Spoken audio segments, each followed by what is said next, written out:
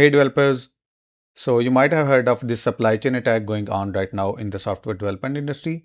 And a few days ago, our repositories were also compromised. And based on my experience, I'll explain how it works and what you can do to protect your account and your repositories. So let me explain how it works. So I have drawn this diagram and I'll explain how the supply chain attack works and how your repositories can be compromised. So now let's assume this is developer A and for some reason his GitHub account is compromised. Now because his GitHub is compromised, it can be used to push some malicious code. So assume this developer A was maintaining a famous package named axios. You might have heard axios, you might have used axios. So the attacker used some malicious code and injected into the axios repository. So he pushed that code into the axios GitHub repository. And when the axios GitHub repository was having a new updates, there are some code pipelines and maybe GitHub actions that runs in the background, and those code pipelines or actions will publish that package into the npm repository. So now this axios package has some malicious code. So now another developer named developer B tries to install this axios package. So he will use npm install axios. So now this developer has malicious code in his system. So now this new developer B has malicious code in his machine. So after he has used npm install axios, he will use npm run start.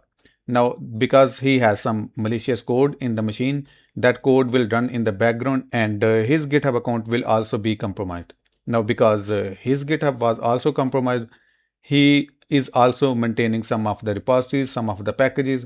So his GitHub account is also used to inject some malicious code to push the script into the GitHub repositories. So now there comes another developer C. He's working in the same organization and he tries to clone this repository where the malicious code was added. So now the developer C tries to clone it, and now he will also have that malicious code. He use npm install and his account will also be compromised, and it goes on and on and on. So now I'll explain if your GitHub is compromised, if you have some malicious code in the repository, how would you know that the account used to push that code? So what you can do, you will come to the repository. Because this is a private repository, I cannot show the name of the repository. So what you will need to realize is you can see I have pushed the latest change here 4 years ago. It says updated survey link. Now, if I click on this commit, it's 4 years ago. Now, if I click on this activity, so you will realize some other account used force push to commit on this repository. So you can see here is the force push and it was 21 days ago. Now, using this activity tab, you can see which account was used to push into this repository, and you can also see the malicious code. So let me show you the malicious code that were injected into this repository. So if you click on tailwind.config.js, it might be into tailwind.config.js file. So you can see this is the malicious code that were injected. And it can be in ESLint file, it can be in a public folder where different fonts are listed, and it may be injected into the fonts files. So you never know where it has been injected. Now I will explain how you can protect your account and your repositories from being compromised. So the first thing what you need to do is to go to your account setting, and here you have to scroll down and click on developer settings. So if you go to developer setting, you will find the personal access tokens and click on the token classic. So you will see your personal access tokens here.